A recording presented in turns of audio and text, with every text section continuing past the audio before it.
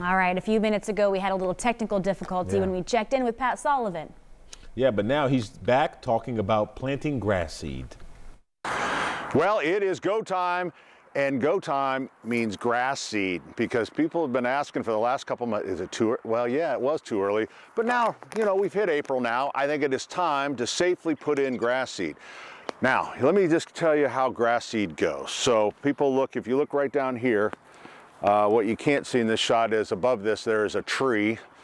So there's not too much grass here. So every spring people seed this, and they seed it, and then it comes up, and they're excited that it comes up, and then they go to the lake, and then it, you know, summer comes and it slowly starts to die out, and they blame themselves. They blame themselves that they didn't take care of it.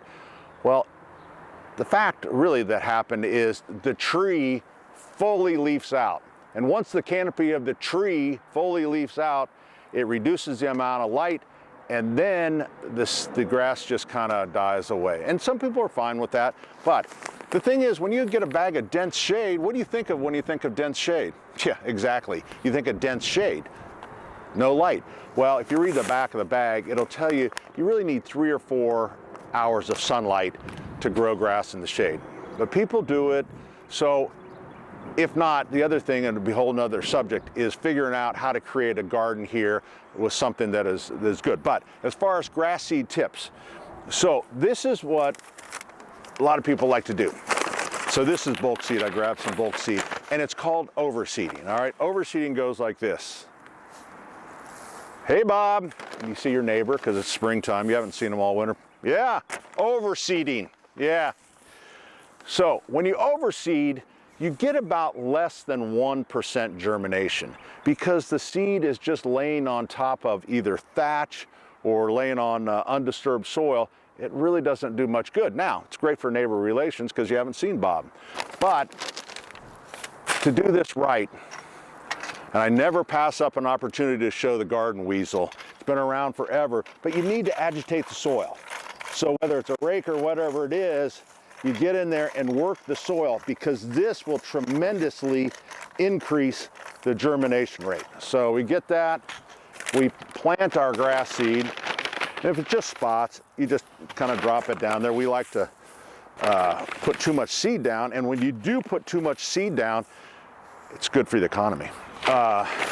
So you lay that down. You know, they'll tell you how many pounds per 1,000 square foot, but who's going to figure that out, right? So once you have that, then you take a regular rake, which I don't have, and you nicely just kind of mix it in. You'll still see the seed, and then what I like to do is walk on it, because that presses the seed bed together. So you press it down. Early in the spring, I wouldn't put anything on it. I know you always see, everybody sees, this is actually shredded straw. And so you cover it with that. That's kind of a summertime thing. You really don't need that in the spring, but here's, I did want to point this out. This has hundreds of uses. How can you possibly have hundreds of uses? But anyways, now is the time. It's warming up.